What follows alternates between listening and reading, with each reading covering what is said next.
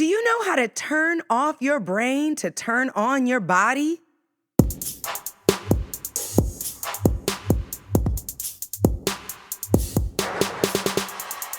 What is up, sapiosexuals? Thank you for turning on Sex in South Beach with me, Dr. Sanjaya.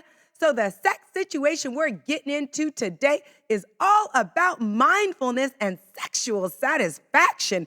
And I am super excited to introduce our mindfulness expert, Dr. Lindsay Bira. Hello. Thank you so much for having me. Oh, and she happens to be super sexy, right, guys?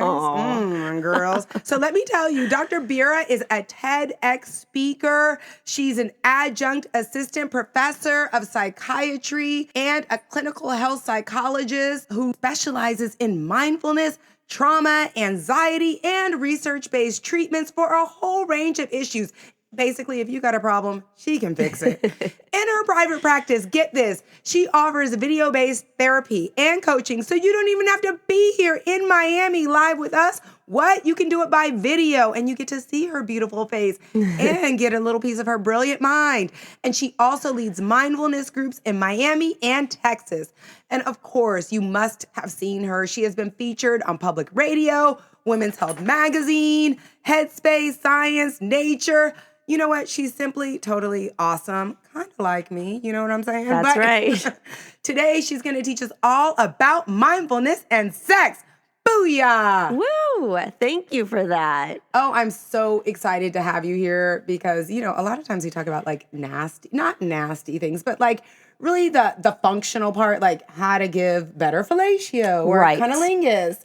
Right. But we know such an important aspect is really to experience your ultimate sexual fulfillment. You have to figure out how to train your mind for that, right? Yes, the mind and emotions. And I think, you know, this is not often a conversation that people have to talk about sex, right? It's something that people experience very intimately. And to be able to talk very openly about this as you do is something so great that you bring to people. So thank you so much for having me here. Oh, thank you. It's because, you know, I'm crazy mind. That's me. But, okay, so tell me, Dr. Bira, what is mindfulness? So essentially, it's just being present, being here now and noticing our internal experience and the external world. So mindfulness is basically a practice and a mindset, and it's a brain exercise that we all need to be doing more of. So I think each person on this earth, we have a responsibility to grow our mind and be better versions of ourselves, and mindfulness helps us do that. So I know as a sexologist, I often help clients by saying, be present. Try to really focus on the sensations of what's going on. And I know for women especially, because we have these big old brains, right? And the bridge that carries our thoughts is so wide, we can have so many thoughts going on at the same time while we're having sex. We're very smart. Right, right. But I think sex would be better if I wasn't thinking about the dishes while I was being penetrated. Is that true? That is accurate. That is a perfect way to put it. Yes. And the question is, how do we turn off that mind and get absorbed in our sensory experience? And that's what mindfulness is for. Okay, so tell us how mindfulness relates to sex or your sexual experiences. So if your brain is all over the place, I know you're obviously not going to have your best sex ever. Yeah. So can you give me an example of like how to be mindful during sex? So what would your brain be doing? Absolutely. So first of all, we need to think about this from a biological level, right? Like our body needs to chill. It needs to calm down in order to be able to enjoy sex to the max potential. Absolutely. So mindfulness is about accessing that. So my favorite mindfulness hack is doing one deep belly breath, diaphragmatic breath. So as soon as we breathe in, and this is what science shows, what's happening in the brain when we take one breath, when we breathe in very slowly, what our brain does is it becomes very aware and it's soaking up our experience. When we breathe out, our brain is relaxing and calming down. So this is key because if we take one deep breath, we're chilling out. Our body's noticing when we breathe in. And so we might notice everything that we're feeling, experiencing. We might notice the smell of our partner, especially if we're breathing in through our nose, right?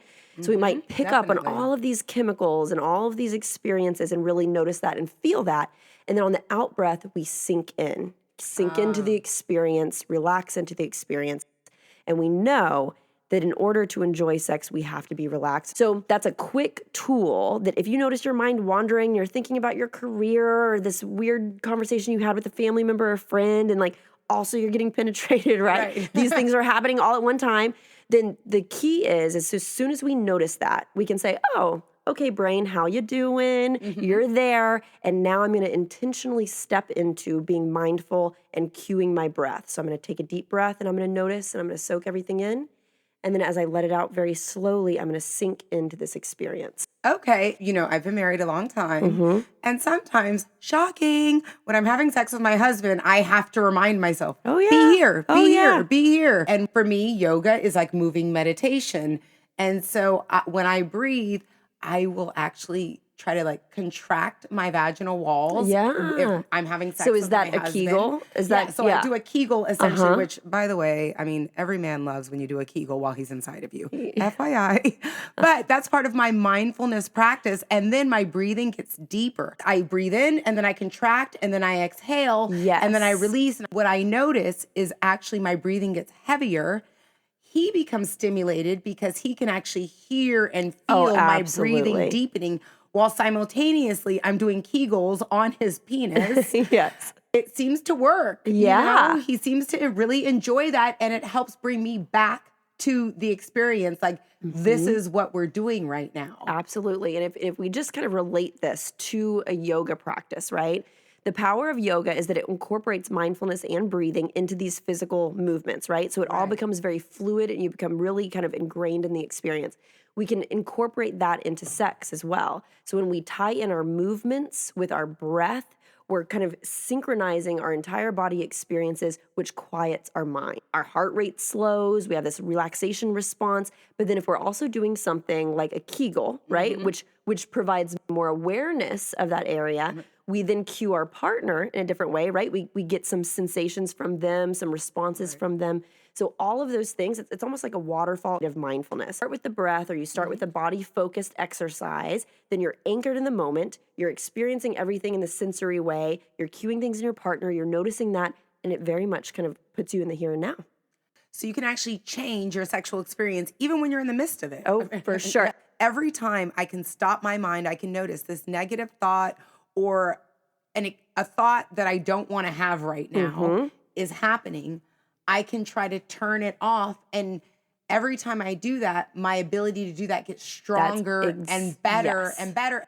People think that they should just achieve this state of mindfulness. And I say, no. Actually, the power of mindfulness is noticing that you're not doing it and then sitting there for a second and just observing, but then bringing your intention back. So it's not that, our mind wandering means, we suck at anything, right? It's we can say, okay, our mind is wandering right now. I can notice that. Where did it go? Oh, my career. That's interesting. Thanks, brain. Right. And then that's when we step into the breath or step into the Kegels or tie it all together and bring it back. Right. Every time we do that, that's like a bicep curl for the frontal lobe. So it gets stronger and more in control. I love that analogy, by the way. Yeah. The same thing happens if you go for months without being mindful. It's just like if you don't go to the gym for months at a time, right. and it's like your brain kind of gets fat. Yep. Your brain gets all flabby. Gets flabby, yeah. Yeah, your frontal lobe is flapping around up there. Yep. It's like this is a negative thought. Ooh, let me suck onto it instead. Exactly. Like, ooh, I'd rather be doing the dishes or whatever is going on. You get lost in an emotional experience. And the other thing that happens is then you judge yourself for getting lost in that emotional experience. And so what I love about mindfulness is that when we notice that we get lost in the emotional experience, which will happen, right? What we have to do is we have to say, oh, of course our brain is doing this because it will do this every once in a while. And so I can honor that, like, hey, brain, how you doing? And then now bring it back.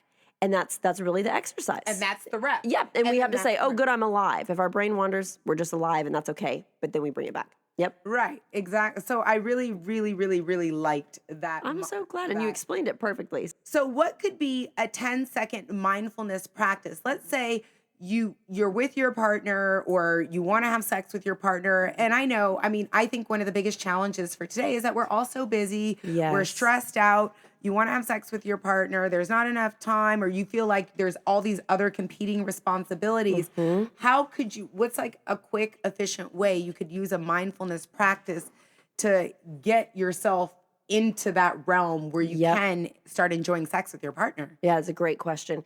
And so, we talked about the one deep breath. So that's always Right. something that I go to. But I think another way that we can tap into that is to let go of the goal, right? So if the goal is to have sex, Right. then it suddenly feels a little bit overwhelming, right? Just like if the goal is to go to the gym 3 times a week and you don't have that pattern set, it's just like, okay, that's a lot, right? Right. So if we reorient to something that's smaller and maybe values based. So something like, I want to connect with my partner, because really, isn't that what sex is about? Right. Is connection. Absolutely. Yeah. So then if we let go of this kind of like high goal of I want to have like good sex with my partner, because as soon as we say that, then all this stuff comes in, but I'm busy and will we have time and now I'm stressed, right? Right. And instead say, okay, I just noticed that I'm wanting this goal thing, but all these stressors are coming in. So what is the value that I have? Okay, it's to connect with my partner. So that in itself, just being aware of that value, is a mindfulness exercise. So what do I value about this? Okay, I can tap into that, and now I can move forward with that intention, right? Right. So I intend in this moment to connect with my partner. And maybe that's just one grab, right? A Right. grab of your partner, a pulling in, a eye contact, and one slow kiss. Right. With no expectations. Right. Right? So like, right. I want to connect, and I'm going to do that fully and intentionally in this moment and live it up and be present and experience that. And then you know what happens next. Right. You both get Right. turned on, and then it naturally leads to that. And then it's a more organic of an experience anyway. So breathing deeply in through your nose. So we breathe really deep and very slow. So the key thing is we want to kind of drag that in breath and make it longer. So the biggest thing that I see people do is kind of like this, like real fast, right? That actually cues the brain for a little bit of stress, because the brain says, oh God, something's happening and I must alert to it, right? So we want to actually make it, and you probably can't hear it in this microphone, I'm not sure, but we want to make it very slow. So if we breathe in, let's do it for a count of 4, right? Okay. So make your breaths very slow, smooth, and constant. So if we breathe in, 2, 3, 4, hold, and just observe that space of stillness. And then breathe out and really stretch this out even longer than the in-breath. And just notice. And let's do that one more time. Breathe in, 2, 3, 4, observing. And then breathe out, just allowing yourself to sink in, muscles relaxing, shoulders dropping. And that's it. John walking in. Hey, John. Really getting into the mood. John comes in with Pepe. But what was that like? That was good. It was very calming.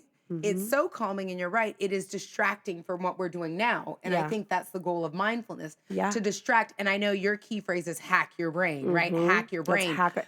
It's Perfect like brain you hack. have to learn you have to train your brain to do it. So you're like, I'm not in the mood. I'm so stressed out. I've worked all day. My feet hurt. I'm hungry. You're like, okay, you realize your brain is going nuts right now. And so you can actually hack your brain, paying attention to your breathing. Okay, I'm going to take a deep breath. And then you really set the intention, like, I want to connect with my partner. And you brought up a really great point. I think that letting go of the goal, so often with sex, the goal is an orgasm or penetration. And I often remind people who I work with, especially people who are dealing with erectile dysfunction issues, you know what, there's so many other things to do sexually. So once you take that pressure off, the goal, if the goal is just to connect, you can find so many other interesting things to do than penetrate if the goal is just to connect and remove that pressure. One of the things we use is sensate focus exercises. And these were created by Masters and Johnson, which are the godfathers of sex education. But you practice just these touching techniques with your partner. And it starts out with no mutual touching at all. But the goal is for you to cue into what feels good and what doesn't feel good. And you take sex off the table. So often I know with sex, we're worried about, am I pleasing my partner? Am I touching them the right way? And I think that really robs you of paying attention to your own sexual experience. Like, how does this feel for you? That is absolutely accurate. And so, what I'm hearing you saying is the way to get back to better sex or to maximize sex is to sometimes strip away this goal of the orgasm, which Right. puts so much pressure on people. This is what happens when people have sex problems and when men can't any longer have or struggle with getting an erection, or when women struggle with getting lubricated, Right. or even reaching orgasm on both sides, right? Our nervous system gets trained to respond in a certain way. It's just like if every time I saw you, I was hiding around the corner and then I jumped out and scared you. The first time, you'd be walking up all happy, right? And you just get scared. Second time, you'd be walking up all happy, you just get scared. The third time, though, your nervous system would start to give you a little fear response and you'd be like, well, where's Lindsay? Where is she, right? I know she's going to pop out. any Exactly. moment. And then when I scare you, and then the fourth time, you're definitely going to start to be like, okay, this girl, Right. this girl is scary. So Right. like, I need to be watching out for all these corners, right? You're going to be experiencing that very automatically. And so our brain is that exact same way. Our brain learns, and that's how it keeps us alive, right? So what happens when people start to develop erectile dysfunction or lack of lubrication, lack of desire, is because that goal has gotten so stressful that the nervous system has just learned to shut off. There's many reasons for that. You know, I could geek Right. out forever going into those Right. nuances, but the way to get back to building up that natural nervous system response is to let go of all expectations and starting small. So, we always have to end with a climax. This is exactly what you need to remember about mindfulness. And Dr. Bira is going to correct me and add too. So, mindfulness is a state of mind and healthy practice. Yes, Right? absolutely. And you got to do it over and over and over again. And when you think about it, people, isn't it cool to have a sexual partner who's just chill, who just has their shit together Yes, mentally and is yes. not going bananas? That's exactly right.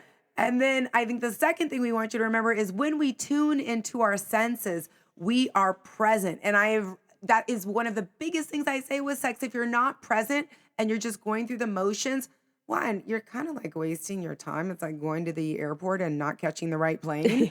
I mean, it's I thought I was going to Hawaii and I ended up in fucking Ohio.